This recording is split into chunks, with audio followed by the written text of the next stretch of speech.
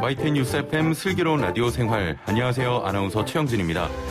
수능을 일주일 남겨두고 코로나19 신규 확진자가 무려 538명 추가됐습니다. 3월 6일 518명을 기록한 지 8개월 만인데요. 이번 유행의 특징은요, 젊은 층이 많이 감염됐다는 겁니다. 이 30대 감염자가 한 달 만에 28% 증가했다고 하는데요. 우리 젊은 세대들 방심의 끈을 놓지 않았으면 하고요.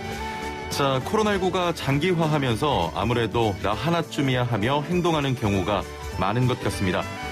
유은혜 교육부 장관도 조금 전 수능시험 일주일 전 대국민 호소문을 발표하면서 확진 통지받은 수능 수험생은 21명이고 자가격리자는 144명이라고 밝혔는데요.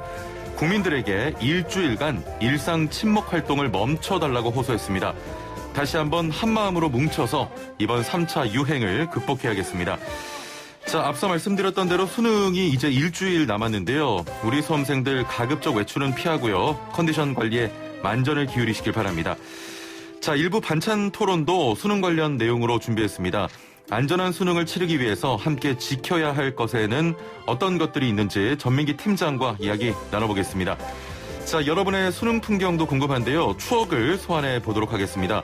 수능 전에 어떤 선물을 받으셨는지요? 또 수능 끝나고 수험생 스트레스 어떻게 날려버리셨는지요? 그 어떤 얘기도 좋습니다. 단문 50원, 장문 100원의 유료 문자 샵 0945번으로 보내주시길 바라고요. 애플리케이션 댓글창도 열려 있습니다. 자, 2부는 노동법 백과사전 준비되어 있는데요. 오늘은 직장인들이 가장 기다리는 월급에 대해 자세히 알아보겠습니다. YTN 뉴스 FM 슬기로운 라디오 생활 지금 바로 출발합니다. 네, 목요일 1부는 식탁위에서 오가는 생활 속 다양한 의견에 대해 이야기 나눠보는 시간 반찬 토론입니다.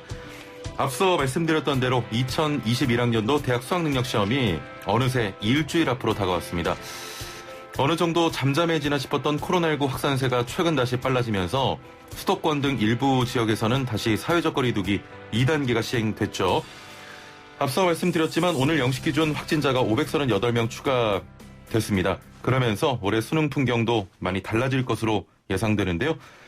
애청자 여러분의 참여로 더 풍성해지는 반찬 토론, 달라진 수능 풍경, 또 안전한 수능을 치르기 위해서 함께 지켜줘야 할 것들은 어떤 것들이 있는지, 또 여러분의 수능 때는 어떤 풍경이었는지 단문 50원, 장문 100원의 유료 문자 샵 0945번으로 보내주시면 함께 이야기 나눠보겠습니다. 애플리케이션과 유튜브 보이는 라디오 댓글창으로도 참여 가능합니다.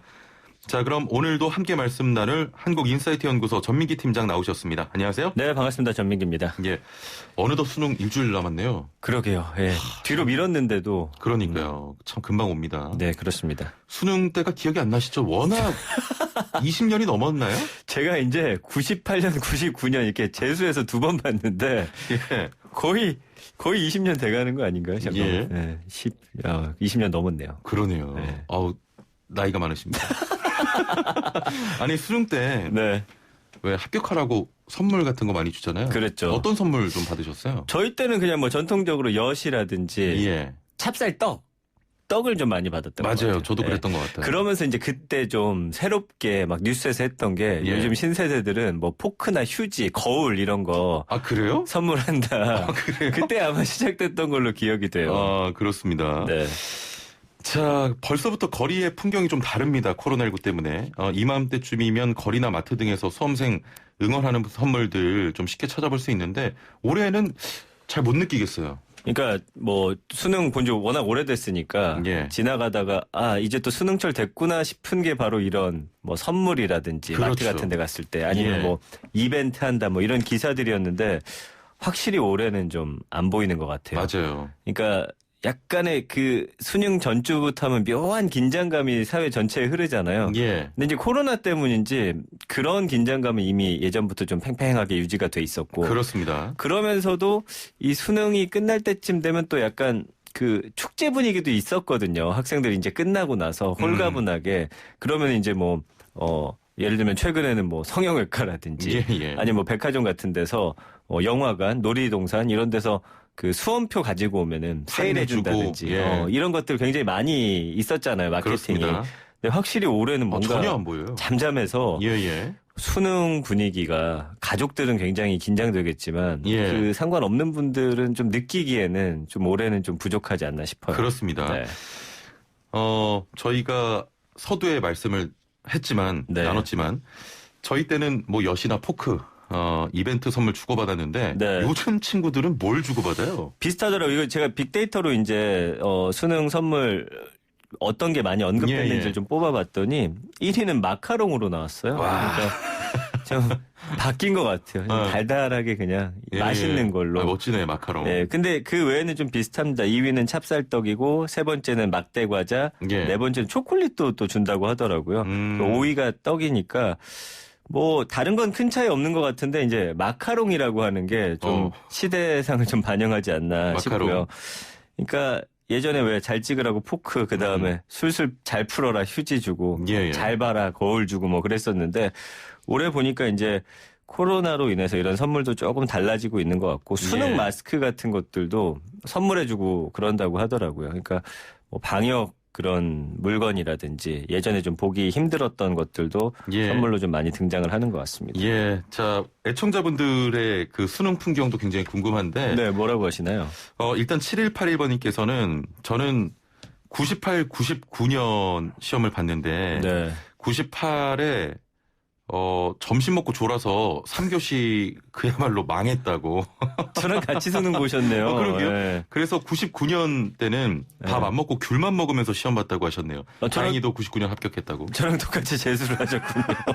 와, 나이가 같은가 봐요. 네. 예, 7117번님께서는 안녕하세요. 저희 때는 수능 반지를 주고받았던 기억이 있네요. 수능 100일 전에 수능 100일 반지요. 라고 하셨는데 수능 전에도 반지를 교환합니까? 우정 반지라고요. 그 친한 친구들끼리 수능 잘 보자고 예. 맞췄던 게 기억이 나네요, 저도. 아, 너무 옛날이라 저는 몰라요. 뭘 그렇게 너무 옛날이에요. 청취자분들은 다 기억하시는데. 예, 예. 자, 지화님께서는 애플리케이션으로 89년 학력고사 시절 12월 전기, 1월 후기, 2월 전문대 나눠서 학력고사를 치렀는데 저는 전기 때 명지대 생물학과 지원해서 대학 강의실에서 학력고사를 봤는데 전날 찹쌀떡을 받아서 체했다고. 그런 분들 꼭 있어요. 예. 찹쌀떡 잘못 먹으면은 체한다고 하시는데. 맞아요. 예. 자, 다양한 추억들 공유해 주시기 바랍니다. 단문 50원, 장문 100원의 유료 문자 샵 0945번으로 보내주시면 함께 이야기 나눠보겠습니다.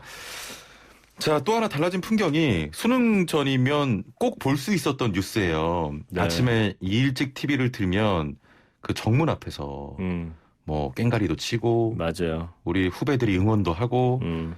이랬는데 올해는 좀 힘들지 않겠습니까? 올해는 일단은 못하게 이제 당국에서 막을 것이고요. 예. 사람들 모이는 것 자체를 좀 금지시키니까요. 그리고 기억나는 게 이제 기도 같은 것들 많이 뭐 하셨었어요. 절이나 가서. 예. 저희 어머님도 저 때문에 한 100일 기도 들어가셨었는데 예. 뭐 큰 성과는 없었던 걸로 기억이 됩니다만 그게 뭐 기도한다고 성적이 더 잘 나오는 건 아니지만 뭐 실수하지 말아라 제발 떨지 않게 해달라 뭐 이런 기도셨겠죠. 그렇죠. 근데 이번에는 그 사회적 거리두기 2단계 시행 전부터 11월 초죠. 각 종교단체에서 이미 제한적으로 시행을 했습니다. 그러니까 예전보다 인원을 좀 확 줄이는 형태로 했어요. 그래서 조계사 같은 경우는 매년 수능 전 111일 동안 하는 기도 인원에 제한을 뒀었고요. 예. 그러니까 조계사 수능 예부를 한 400명 가까운 신도들이 참석을 해왔었는데 대웅전에 한 50명 미만만 입장 가능하도록 했다고 예. 하고요. 봉은사도 이제 예불 인원을 50명으로 제한해서 이 합격 기원 예불을 진행했는데 현재는 또 대웅전 출입마저도 금지가 됐다고 합니다. 그리고 이제 여의도 순복음교회도 방역 수칙에 따라서 그 예배 시 좌석수를 제한하면서 온라인 예배를 동시에 진행하고 있고 명동성당도 이미 9월 초에 수험생을 위한 54일 기도를 아예 취소를 했다고 합니다. 그러니까 현재는 사회적 거리두기 2단계 시행으로 아마 이렇게 종교단체들도 거의 대부분이 이왕이면 집에서 기도해달라 그렇죠. 이런 마음을 지금 표하고 있는 것 같습니다. 예. 자, 지금 좀 이전과 다른 풍경 중에 하나도 네. 학교도 네. 굉장히 민감할 것 같아요. 그럼요. 그러다 보니까 그 이맘때 되면 또 뭐 수시, 논술, 실기 이런 것들 뭐 수시야 미리 본 분들 많으시지만 뭐 이후에 이제 논술이나 실기 시험 응시를 해야 되는데 이미 좀 시험을 치른 상황이고요. 학생부 전형 응시자는 이미 또 면접을 본 상황이고 왜 이번에 수능이 좀 뒤로 밀리다 보니까 그래서 면접 고사장에 혼자 앉아서 노트북 PC 통해서 비대면 화상 면접 진행하는 학교도 있다고 하고요. 한국 외대 같은 경우는. 그 논술이나 실기 시험 일정도 좀 변하지 않을까. 인원 분산 위해서 뭐 저녁에 심야 논술 시험 뭐 예정돼 있는 학교도 있고 학교마다 각자의 방법으로 좀 인원이 많이 몰리지 않게끔 예. 지금 하는 데 있어서 굉장히 좀 머리를 짜내고 있는 것 같습니다. 알겠습니다. 조금 전에 저도 말씀을 드렸지만 네. 수능 날 풍경을 떠올리면 두 가지 떠오릅니다. 일단은 한파. 그렇죠. 수능 날 그렇게 추웠어요, 매번. 수능 때만 되면 춥잖아요. 예. 저도 뭐 수능을 2번 봤지만 네. 2번 다 추웠던 것으로 기억을 하고요. 네. 하나는 응원전입니다. 그렇죠. 저희 얼마 전에 서울시교육청과 인터뷰 진행했는데 수능 당일 응원 행사를 위한 모임은 제발 삼가달라고 신신당부를 하셨거든요. 네. 여기서 또 문자를 받아볼게요. 네. 자, 뭐 달라진 풍경, 여러분의 추억도 좋고요. 이번에 코로나19 때문에 모두가 조심해야 될 상황에서 어떤 부분을 좀 지켜주면 좋을지 또 좋습니다. 네. 그리고 우리 수험생들 응원하는 문자 모두 다 받겠습니다. 단문 50원, 장문 100원의 유료 문자 샵 0945번으로 지금 바로 좀 보내주시길 바라고요. 애플리케이션 댓글창도 열려 있습니다. 수능 당일 응원 행사를 위한 모임 일단은 자제해야겠어요, 이번엔. 그렇죠. 그리고 자제뿐만이 아니라 이번에는 아예 모이면 해산시킨다고 하니까요. 예. 그래서 수능 당일 시험장 앞 단체 응원, 그다음에 모든 집합행위가 금지가 되고 말씀드린 대로 교문 밖에서 이런 행위들 펼쳐지면 즉각 해산 조치가 이뤄집니다. 아예 못하게 하는군요. 네. 그리고 학부모님들도 자녀들 원래 응원한다고 교문 밖에서 시험 전부터 시험 끝날 때까지 기다리시는 분들도 맞아요. 계셨어요. 근데 예. 시험장 밖에 계실 수가 없습니다. 그러니까 날 추우니까 자녀들 데려다 주시고 집에서 좀 따뜻한 마음으로 좀 응원해 주시면 좋을 것 같고요. 예. 그럼에도 이제 변하지 않는 풍경도 있긴 합니다. 뭐 시험 당일 수험생하고 감독관, 학부모들의 원활한 이동 위해서 그 관공서, 국영기업체, 금융기관, 연구기관 출근 시간이 10시 이후로 또 조정되는 예. 거는 똑같고요. 그리고 오전 6시 30분부터 8시 10분까지 시내버스 집중 운행한다고 합니다. 학생들 좀 이동 편리하도록요. 그리고 이제 시청하고 경찰서, 기타 행정관서에서 비상 수송 차량 지원해서 수험생들의 이동을 돕는데 예. 뭐 매번 뉴스에 나오잖아요. 수능일 때 늦어가지고 이제 뭐 택배 그 기사님 오토바이 탄다든지 아니면 경찰차 같은 거 타고서 시험 보러 오는 학생들. 정말 여기서 이런 말씀드리면 그렇지만 네. 수능 늦었어요? 날 아니요. 지각하는 건 그런 학생들이 근데 꼭 있잖아요. 많잖아요. 뭐 경찰차가 태워준다거나. 네. 맞아요. 좀 더 일찍 일어나야 되지 않나요? 이거? 그러니까요. 사실은 잠이 안 오는 게 정상이긴 한데 보통 그런 분들도 있어요. 예. 예. 그리고 수능일은 시험장 주변에 자동차하고 응급차량 경적 절대 울리시면 안 되고요. 예. 그다음에 집단행동이나 확성기 같은 생활소음에 대한 단속도 요청할 거고 아마 듣기평가하는 동안에는 비행기 이착륙도 시간 조절할 거고요. 그다음에 시험장, 학교 인근 공사장 같은 곳들 이제 일일이 당국에서 방문해서 시험 당일에 소음 발생 좀 자제해달라 이렇게 요구할 것 같아요. 그러니까 예. 사실은 진짜 우리나라처럼 수능일 되면 온 국민이 이렇게 함께 마음 모아서 그렇습니다. 하는 나라가 있을까 싶어요. 예. 네. 아니 조금 전에는 저희가 수능 전에 네. 어떤 선물 주고받았는지 이야기 나눴는데 수능 끝나고 네. 어떤 선물 받으셨어요?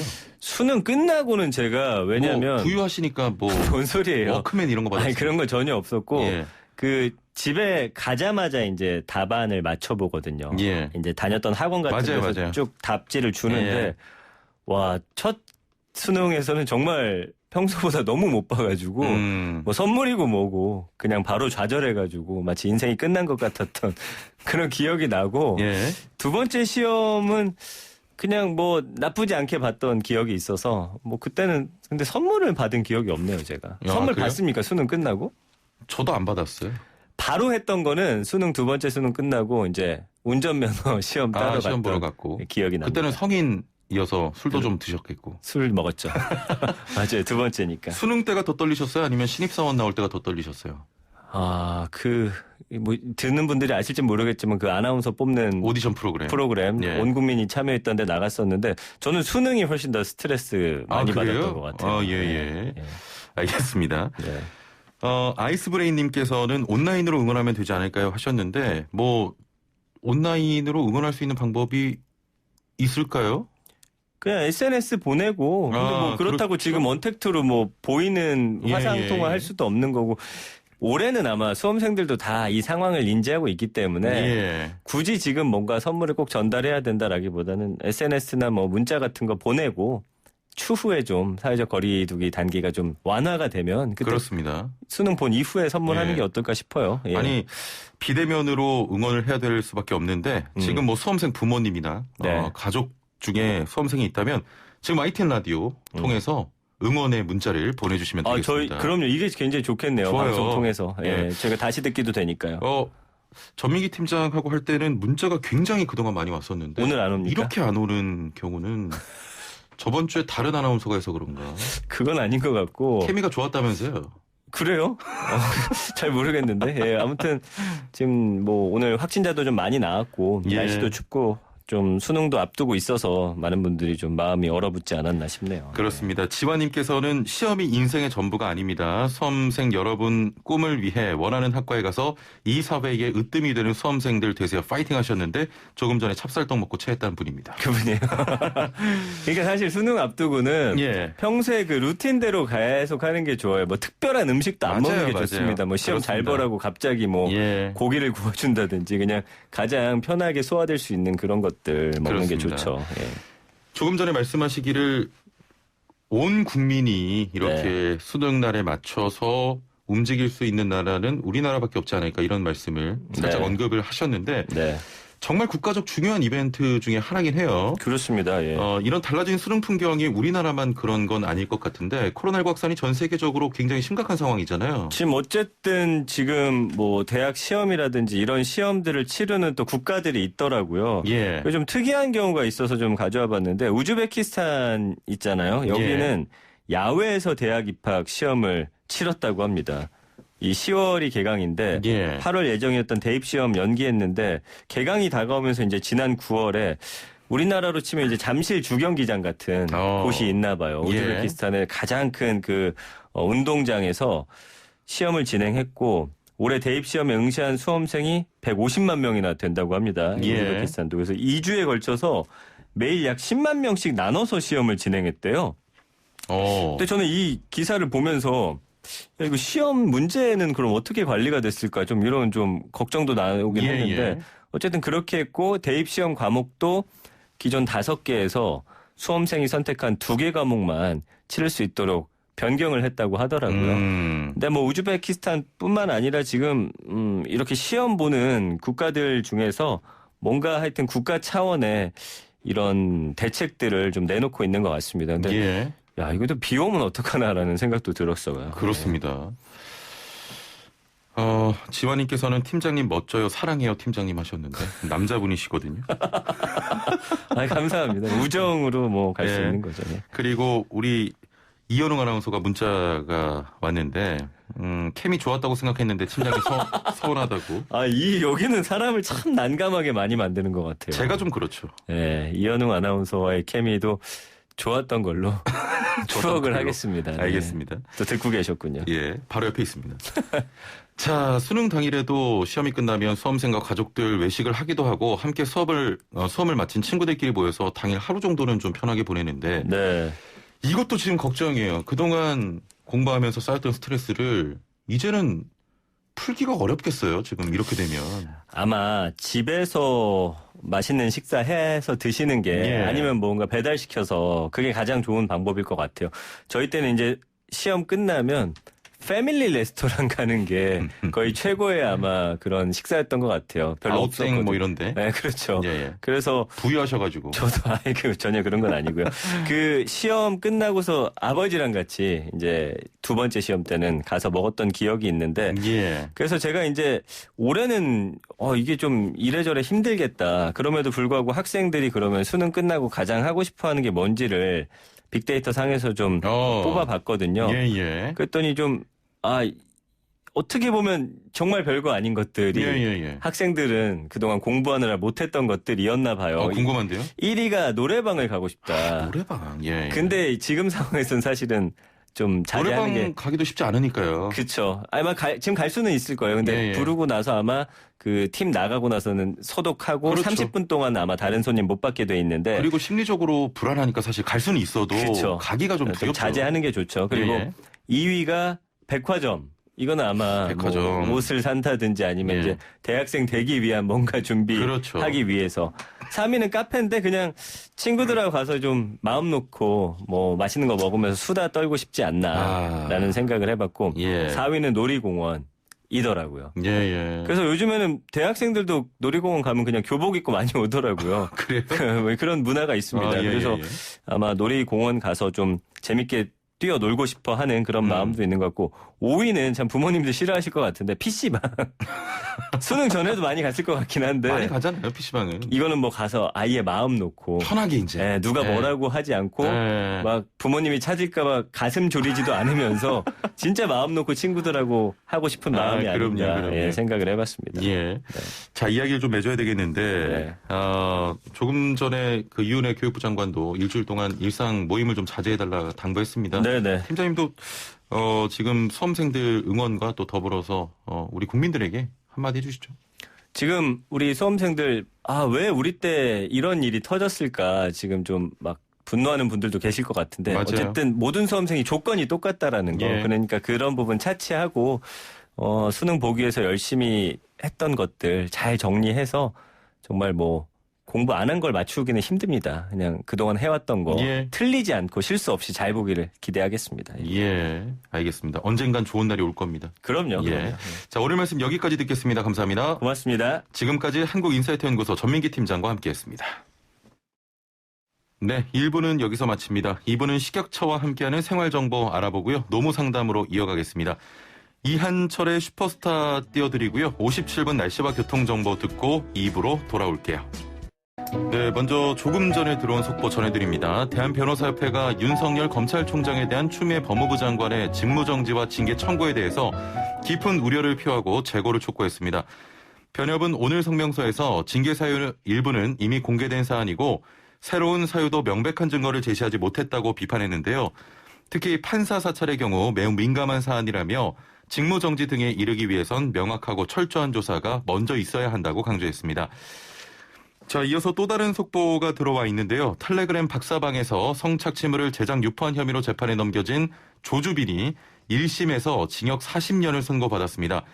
서울중앙지방법원은 오늘 오전 청소년 성보호법 위반과 범죄단체 조직 혐의 등으로 기소된 조주빈에게 징역 40년을 선고했습니다. 또 함께 기소된 성인공범 4명에게는 각각 징역 7년에서 15년을, 미성년자인 이모 군에게는 징역 장기 10년에 단기 5년을 선고했습니다. 자세한 내용은 이어지는 뉴스에서 전해드리도록 하겠습니다. 자, 슬기로운 생활을 위한 생활백서, 매주 목요일은 매일 먹는 식품, 건강을 찾아주는 약품, 제대로 먹고 올바르게 사용하는 방법을 알아봅니다. 최근 건강에 대한 관심이 높아지면서 건강기능식품에 대한 시장도 계속 늘어나고 있는데요. 올해는 특히 코로나로 인해 면역 증진 등에 도움을 주는 건강기능식품을 찾는 분들이 많아졌다고 합니다. 그래서 오늘은 건강기능식품 제대로 알고 먹는 방법 알아보려고 하는데요. 식품의약품안전처 박희라 연구관과 함께 연결해 자세한 내용 들어보겠습니다. 안녕하세요.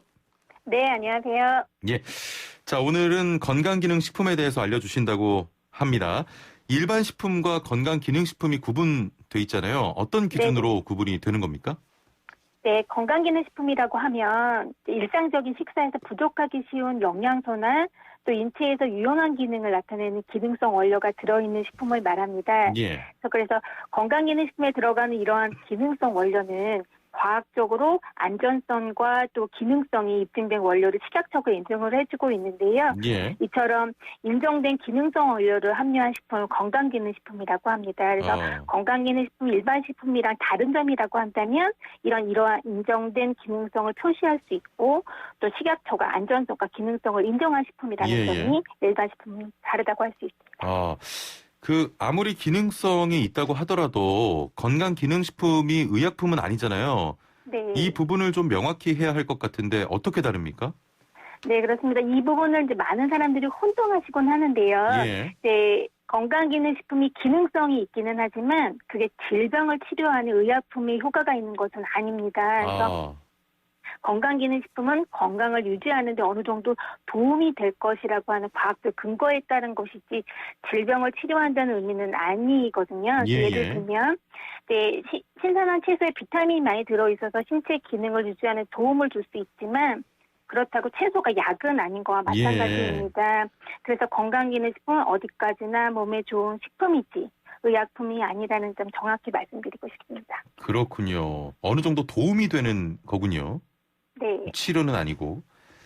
자, 건강기능식품은 식품이지만 많이 먹으면 안 되겠죠? 네, 그렇습니다. 건강기능식품이 의약품은 아니지만 많이 드시는 것은 건강에 좋지 않습니다. 예. 오히려 특정 성분만을 많이 섭취하게 될 우려가 있기 때문에 더 좋지 않을 수도 있는데요. 그래서 건강기능식품의 경우에는 이제 안전성과 기능성을 고려해서 일일 섭취량이라고 하는 것을 정해놓고 있습니다. 예. 소비자들께서는 드시기 전에 이런 일일 섭취량을 확인하시고 섭취하시는 것이 좋습니다. 예. 환자 가운데는 약만 드시지 않고 건강기능식품을 함께 좀 먹는 분들도 많습니다. 이렇게 네. 건강기능식품을 의약품과 함께 먹는 건 괜찮을까요? 아니요, 문제가 될 수도 있습니다. 예. 예를 들면 혈행장애가 있는 환자들 가운데는 이제 와파린이나 아스피린 등을 처방받아 드시는 경우가 많으신데요. 예. 이런 분들은 홍삼이나 은행잎 추출물처럼 혈행 개선에 도움을 주는 건강기능식품을 드시지 않는 것이 좋습니다. 예. 예, 출혈 가능성이 높아지고 일단 출혈이 되면 피가 잘 안 먹게 될 수도 있거든요. 예. 또 카페인에 또 민감하신 분들은 그린마테나 또 녹차 추출물 같은 건강기능식품은 드시지 않는 것이 좋은데요. 이런 녹차나 그린마테도 이제 카페인이 많이 들어있어서 중추신경계에서의 효과를 필요 이상으로 증가시킬 수도 있습니다. 예. 자, 건강기능식품도 제품에 따라서 주의할 사항이 많은 것 같은데 이런 주의 사항은 어떻게 알 수 있겠습니까? 네, 제품 포장지 표시 내용에 보면 일일 섭취량이나 섭취 주의사항을 확인하실 수 있습니다. 예. 포장지에 표시된 이러한 섭취 주의사항은 보통은 이제 기능성 원료 인정 당시에 그 원료의 특성을 고려해서 설정을 하게 되는데 예. 판매가 된 이후에 이상 사례 보고라든지 또 기능성 원료 재평가 등을 통해서도 이런 섭취지 주의사항 등이 추가되거나 변경되기도 하니까요. 예. 건강기능식품을 늘 드시던 것이라 하더라도 드시기 전에 반드시 이제 포장지의 표시사항을 확인해 주셔야 합니다. 예. 드시기 전에 주의사항을 꼼꼼히 좀 읽어봐야겠습니다. 오늘 말씀 감사합니다. 네, 감사합니다. 네, 지금까지 식품의약품안전처 박희라 연구관과 함께했습니다. 네, 2부는 11시에 만나는 슬기로운 백과사전 준비했습니다. 매주 목요일엔 노동법 백과사전을 펼쳐봅니다. 내 월급에 야근 수당이 포함되어 있는지 아니면 따로 받아야 하는지 연봉 계약을 했는데 받은 월급의 금액이 계산했던 것과 다른 때도 있고요. 매달 받는 월급인데 확실치 않은 부분들이 종종 있습니다. 오늘은 직장인들이 가장 기다리는 월급 제대로 알아보는 시간 가져보는데요. 방송 들으시면서 노무에 대해 궁금한 점 있는 분들 단문 50원, 장문 100원의 유료 문자 샵 0945번으로 보내주시길 바랍니다. YTN 라디오 유튜브와 애플리케이션 댓글창도 열려 있습니다. 자, 그럼 알면 돈이 되는 노동법 알돈노 시간 함께 말씀 나눌 분 모셔보죠. 소나무 노동법률사무소 김효신 노무사와 함께하겠습니다. 안녕하세요. 네, 반갑습니다. 예. 저랑 아침에 거의 2년 가까이 하고 있는데 네. 문자가 가장 급감한 시점이에요, 지금이. 아, 그렇죠. 네. 예. 뭔가 오랫동안 같이 해오신 분으로서 네. 이런 경각심 같은 게 안 느껴지십니까? 네, 뭐 그렇기도 하고요. 왜냐면 연말이나 연초가 되면 사실 예. 노동 분쟁에 대한 상담이나 이런 게 상당히 줄어듭니다. 왜냐하면 아, 그래요? 네, 왜냐하면 예. 연말이고 연말 연시라고 하죠. 그때는 예. 조금 다른 것 때문에 바쁘시기도 하고 그런데 아, 예년과 다르게 코로나 때문에 예. 지금은 예년처럼 급감할 정도는 아닌 것 같은데요. 네.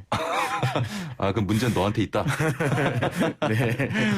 자, 뭐 대부분 직장인들이 한 네. 달에 한 번 정해진 날에 월급을 받습니다. 네네. 그런데 법에서는 월급이라고 하질 않아서 계산에 어려움을 이야기하는 분들도 많은데요. 네. 어떻게 정의가 돼 있습니까? 그렇죠. 뭐 정의를 먼저 알려드리면 그러니까 법에서는 임금이라고 지칭하고 있어요. 예. 왜냐하면 근로의 대가로 근로자에게 임금, 봉급 그밖에 어떠한 명칭을 로든 지급하는 모든 금품이라고 정해놨는데요. 이것도 조금 뭐 월급, 봉급, 뭐 보수 이런 걸 다 좋은데 우리가 헷갈리는 건 단 한 가지 이유 때문이요. 임금의 계산 기간에 대해서 정확하게 모르고 있으시기 때문에요. 계산 기간이. 네, 왜냐하면 임금 지급일은 월급날인 거는 언젠지 다 아시죠. 5일, 10일, 25일, 뭐 30일 그렇죠. 예. 이렇게 다 아는데요. 그 월급을 지급하기 위한 계산 기간이 어떻게 되느냐. 1일부터 말일까지냐 아니면 1일부터 말일까지를 25일 지급하느냐. 이런 것 때문에 헷갈리시거든요. 예. 더 복잡한 회사들은 어떠냐 하면 전월 16일부터 당월 15일까지의 급여를 당월 25일에 지급하는 경우도 있어요. 아, 그런 회사도 있죠. 예, 이런 경우가 우리 근로자분들께서 회사에서 자세한 설명이 안 나가면 상당히 어려움을 많이 느끼시는 경우 때문에요. 그래서 계산에 있어서 애로점이 많습니다. 네. 그 월급은 직장인에게 가장 중요한 것 중에 하나죠. 그렇죠. 사실. 네. 그렇다면 회사로부터 받게 되는 모든 돈이 이 임금에 포함이 임금에 해당하는 겁니까? 그렇지는 않습니다. 왜냐하면 그냥 쉽게 헷갈리는데? 생각을 하시면 돼요. 예. 그 의례적이나 호의적으로 주는 금품이라는 거는 임금에 포함 안 된다고 하는데요. 이건 어떤 게 있냐고 하면 우리가 뭔가 본인이 결혼하거나 아니면 뭐 조사가 생겼거나 했을 때 부서에서 주는 어떤 그 십시일반에서 주는 뭐 조의금이나 뭐 축하금 말고 회사에서 주는 돈들이 있죠 또. 그런 거는 근로에 대한 대가로 볼 수가 없잖아요. 그래서 정확한 건 어떤 거냐 하면 근로의 대가로 받는 돈은 모두 다 임금에 해당된다로 생각하시면 돼요. 자, 어떤 게 있겠습니까? 그러면은 결국에는 계산이 다 달라지니까 퇴직금을 예로 들어서 말씀드리면 퇴직금은 퇴사하기 3개월 전에 임금 총액으로 계산한다고 그랬잖아요. 그러면 3개월 동안 평상시에는 연장 근로가 조금 없다가 연장 근로가 좀 많아진 달은 그게 근로에 대한 대가로 받은 돈이니까 임금 총액에 포함돼서 퇴직금도 높아지는 구조를 하시게 되죠. 그래서 내가 쉽게 말씀드리면 일해서 받은 돈, 근로에 대한 대가로 받은 돈은 다 임금에 포함된다. 이렇게 생각하시면 돼요. 그러면 많은 그 기업들이 뭐 연초인가요? 이렇게 기업의 실적이 올랐다고 성과급 주지 않습니까? 네네네. 이것도 포함입니까? 그 성과급에 대해서는 두 가지 성격을 나눌 수가 있어요. 왜냐하면 순수하게 말하는 우리 인센티브로 나뉠 수가 있고요. 아니면 어떤 율에 의해서 정해진 성과급일 성격이 많아요. 인센티브라고 하면 우리 사실 뭐 대기업을 빗대면 이거는 나에 대한 성과도 일정 부분 반영되지만 회사의 성과와 부서의 성과와 다른 모든 게 집약적으로 해서 그냥 연말에 그 얼마씩 인센티브로 준다는 돈 있잖아요. 그거는 사실 그 임금으로 보기가 힘듭니다. 왜냐하면 내가 계산해낼 수가 없는 거잖아요. 근데 이런 게 있어요. 물건을 몇 개 팔면 그 판 물건 값에 몇 퍼센트 매출의 몇 퍼센트. 이거는 제가 계산이 가능하죠. 그거는 그 성과급은 우리가 성과급이라 부르더라도 당연히 임금에 포함되어야 된다. 단순하게 말씀드려서 그냥 가장 쉽게 직관적으로 말씀드리면 성과급이라고 하더라도 내가 계산이 가능하면 그건 나의 근로에 대한 대가로 받은 거다. 그렇군요. 알겠습니다. 여기서 상담 먼저 하고 갈게요. 9676번님께서 매출이 감소해서 2차 지원금 신청을 했어요. 문자는 못 받아서 제가 따로 신청했습니다. 자, 그런데 증빙 서류를 첨부하지 않았네요. 그럼 아예 못 받나요? 아니면 신청을 했으니 기관에서 따로 서류 확인을 해서 처리를 해주나요? 라고 하셨습니다. 그 2차 지원금 이번에 신청하셨는데요. 보완 요청이 아마 들어올 겁니다. 근데 그걸 어떻게 연락을 또 못 받으셨다고 하시면 우리 소상공인 지원금, 영세 소상공인 지원금에 대한 그 소상공인 희망자금.kr 아니면 뭐 검색 포털창에 새희망자금 치셔가지고 홈페이지에 들어갈 수 있거든요. 거기에 들어가시면 처리 내역이라든지 보완 서류 거기 나와 있으면 아마 보실 수 있으니까 거기 한번 들어가 보시면 좋겠어요. 만약에 서류가 좀 미비했다고 하면 확인해서 반드시 그렇죠. 지금 받으셔야죠. 보완 요청들이 계속 들어오고 있을 거예요. 워낙 많이 주셔가지고 아마 못 받으신 분은 리스트업이 다 돼 있을 거거든요. 알겠습니다. 자, 월급제 근로자들이 많이들 하시는 말씀이 연봉제라서 연봉에 모든 게 포함되어 있다. 그래서 다른 수당이 없다 하시는데 이게 맞는 겁니까? 뭐 맞을 수도 있고 틀릴 수도 있는데요. 이게 뭐 사실 말씀드리는 포괄임금제라고 하는 겁니다. 우리가 연봉제가 IMF 이후에 무분별하게 도입되면서 그냥 그 연봉 안에 모든 걸 다 포함되어 있는 걸로만 인식하시는 분들이 많아요. 근데 우리 법적으로는 그 연봉제가 유효하려고 모든 법정 제수당이 유효하게 체결된 거라고 하려면 어떤 임금의 항목별 금액과 시간들이 기재가 돼 있어야 돼요. 그러니까 단순하게 그냥 연봉 5천만 원을 12로 나누어서 월로 지급한다. 모든 법정 제수당을 포함한다. 이거는 유효하지 못하죠. 그렇기 때문에 그렇게 하시면 되고 사실 이 포괄임금제라는 게 너무나 만연해 있어가지고 한 4년 전인가 노동부에서 조사를 했는데 한 1,600개소 정도 조사를 했다고 합니다. 거기에서 무려 54%가 포괄임금제 도입하고 있다. 포괄 네. 임금제 자체를 굉장히 부정적으로 보시잖아요. 예, 그렇죠. 저는 뭐 법의 예외로서 법에서 예외를 규정해 놓은 것도 아니고 예. 판례에 의해서 형성된 예외적인 규정인데요. 법에서 허용하고 있는 건 아닙니까? 네, 법에서 허용하고 있잖아요. 이거는 법은 정확하게 1일 8시간, 1주 40시간을 규정을 해놓고요. 그에 예. 대해서 초과하는 시간은 연장 근로수당, 시간의 근로수당을 지급하게 돼 있습니다. 그런데 우리 판례에서는, 그러니까 법원에서는 그 법은 너무나 한정적이니까 이런 경우가 있더라. 근로시간 산정이 어려운 경우와 그다음에 계산의 편의를 위해서 지급할 필요가 있겠다. 이런 걸 되면서 포괄임금제라는 법리를 형성해 왔어요. 아니 사용자 입장에서 보면은 예. 포괄임금제는 좋은 제도 같긴 한데 그렇죠. 근로자 입장에서 보면은 좀 불합리한 게 많은 것 같아요. 너무 불합리합니다. 사실. 예. 이게 정말 불합리하죠. 왜냐하면 내 월급이 300만 원이라고 하면 포괄임금제로 맺어지면 이런 형태거든요. 기본급 얼마? 기본급 209시간에 뭐 얼마? 예. 그다음에 포괄 연장수당. 내가 하든 안 하든 간에 연장근로수당이라는 걸 월급에 포함시켜 놓는 거예요. 그러면 그 시간을 초과해야지만이 내가 연장수당을 받을 수가 있다고. 그렇죠. 예. 그러니까 포괄임금제가 아닌 임금제 같은 경우에는 우리 뭐 호봉제나 그런 임금제나 같은 경우에는 기본급만 정해져 있고 그에 대한 1주 40시간, 1일 8시간 초과하는 임금은 시간의 근로수당이라고 받을 수 있단 말이에요. 예. 예, 그렇기 때문에 우리 근로자의 입장에서 보면 썩 좋은 제도는 아닙니다. 그렇습니다. 네. 자, 상담이 좀 들어오는데 네. 가보겠습니다. 네. 2584번님, 1년 중에 한 달이 모자라는데 퇴직금 받을 수 있나요? 참고로 회사가 문을 닫습니다 하셨네요. 네, 회사가 폐업이 이제 어떻게 문 닫으시니까 굉장히 뭐 어려우신가 본데요. 퇴직금이라는 건 결국에는 1년 이상을 근로하시고 퇴사하시는 경우에만 됩니다. 예. 그에 대한 퇴사에 대한 선행 조건이 어떻게 형성돼 있는지는 중요하지 묻지는 않거든요, 법에서.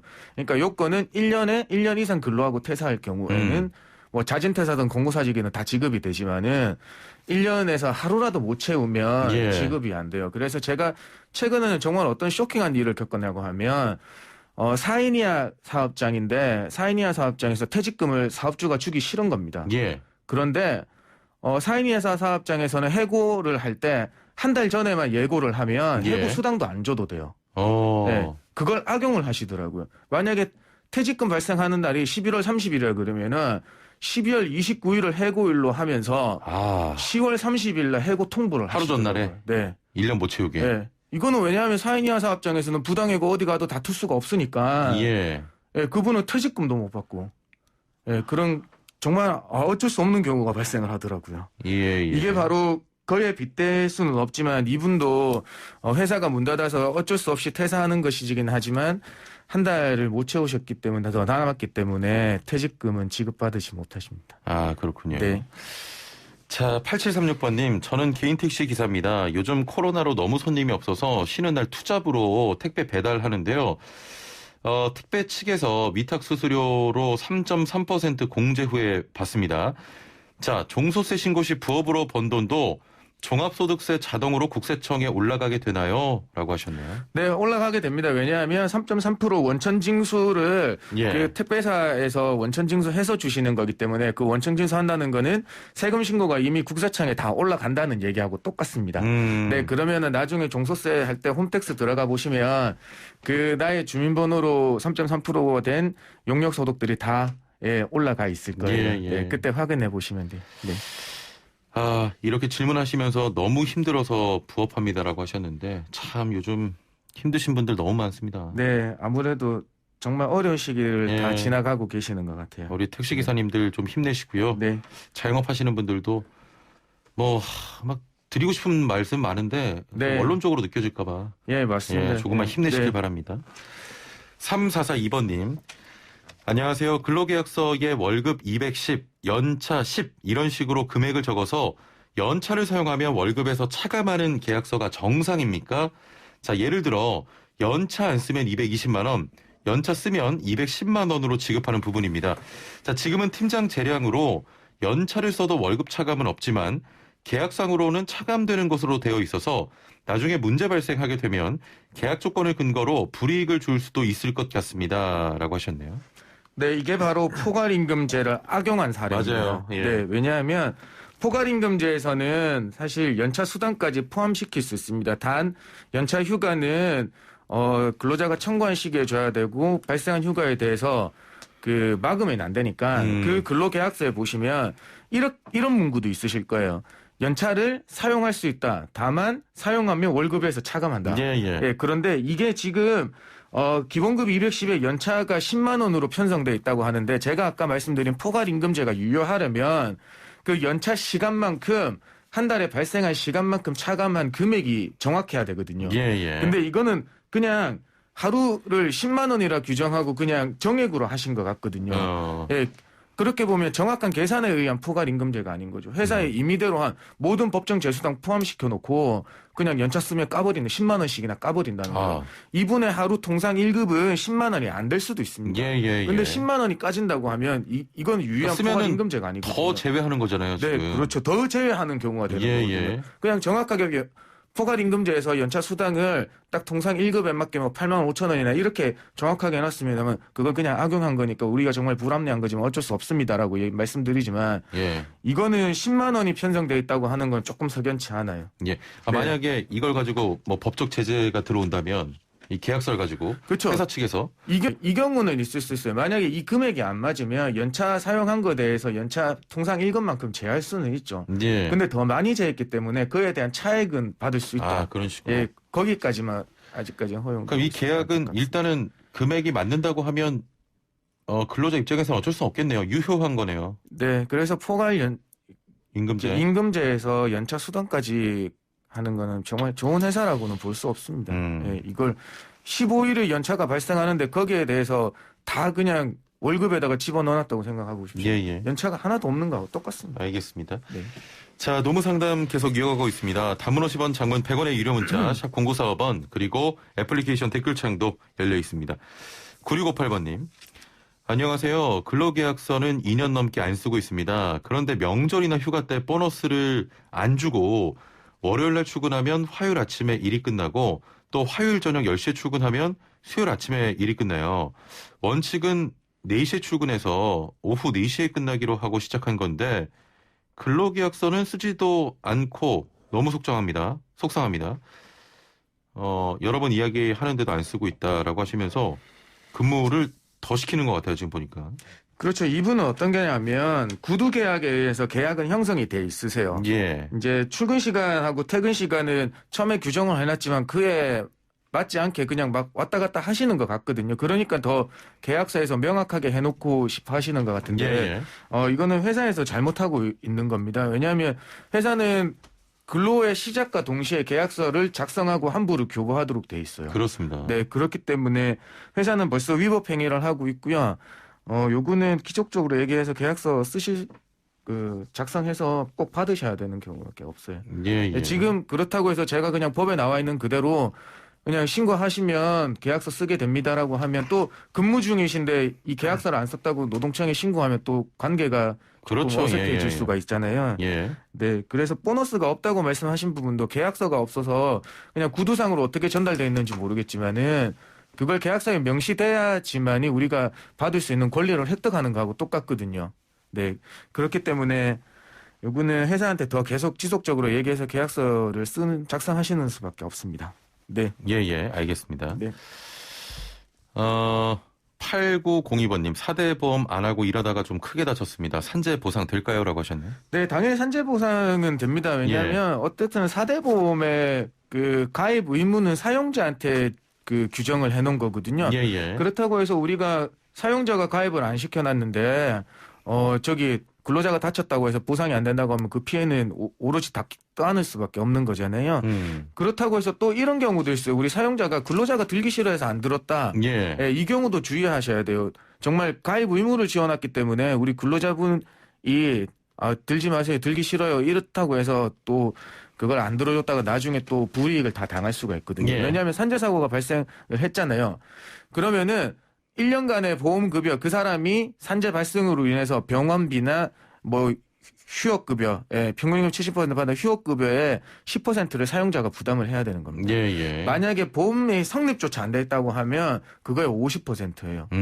그다음에 입사일 시점으로 해서 보험료 그 소급해서 내셔야 되죠. 과태료 내셔야 되죠. 이러니까 부담이 엄청 크게 다가올 수 있거든요. 예. 그래서 조금 가입을 하시는 걸로 다 처음부터 하시면 좋겠습니다. 일단 산재보상 됩니다. 네, 산재보상은 됩니다. 예. 그거는 크게 걱정하실 부분이 아니에요. 자, 6920번님. 내년도 최저시급은 8,720원이잖아요. 네. 그럼 최저 월급은 얼마일까요? 라고 하셨네요.